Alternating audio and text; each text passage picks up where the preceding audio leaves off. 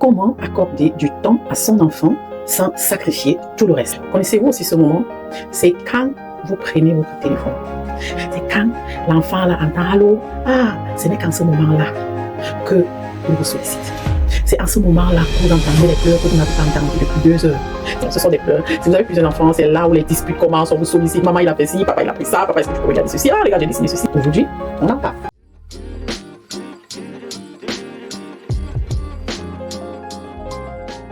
Salut, moi c'est Balki Sandanga, bienvenue au labo des élèves.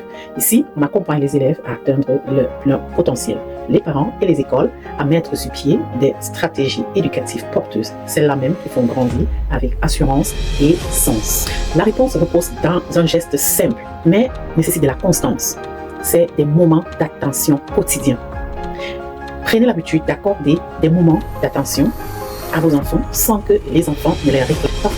Parfois, dans ce monde qui va de plus en plus vite, avec de plus en plus d'exigences, où on attend en même temps d'être le parent parfait, l'employé parfait, la fille parfaite, le frère parfait, parfois on a tendance à sacrifier les plus faibles. Et dans le cas d'espèce, c'est parfois nos enfants. Mais c'est une erreur.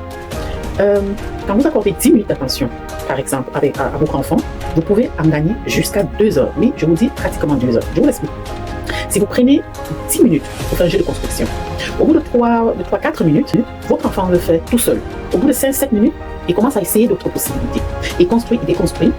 Mais ce qui l'attache à cet endroit, c'est votre présence. Même s'il le fait tout seul, votre présence reste en manque pour lui à cet endroit. Et à partir de 10 minutes, il est dans le flow.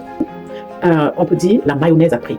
Et non seulement cognitivement parlant, il se développe parce que pour comprendre certains processus, pourquoi tel domino entre dans celui-là et pourquoi pas celui-là, pourquoi telle combinaison fonctionne et pas telle combinaison, il va lui falloir beaucoup de temps et ça va aller jusqu'à 2 heures de temps. Alors vous voyez que juste avec les 10 minutes que vous avez investies, vous avez pratiquement 2 heures de libre sans que cet enfant ne vienne vous solliciter. Donc oui, nous l'aurons compris, donner de l'attention, accorder de l'attention à son enfant est un vrai investissement. Je vous promets, un enfant à qui vous accordez votre temps sans qu'il ne vous demande, c'est un enfant qui va vous faire confiance. C'est un enfant qui va mieux coopérer. Quand vous allez lui dire, écoute, ma chérie, maman n'a pas de temps en ce moment, maman doit faire la cuisine, maman a besoin de se reposer. Un enfant qui ne viendra pas vous interrompre quand vous allez être dans une conversation parce que lui, il aura compris que avant, vous lui avez donné du temps, maintenant, vous devez faire autre chose et après, vous le lui accorderez encore.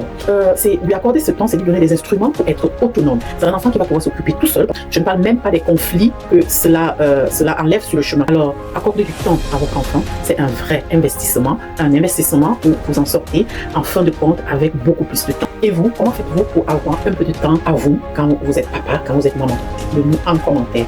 Et surtout, abonnez-vous, likez, commentez et aidez ainsi l'algorithme à montrer cette vidéo à d'autres parents.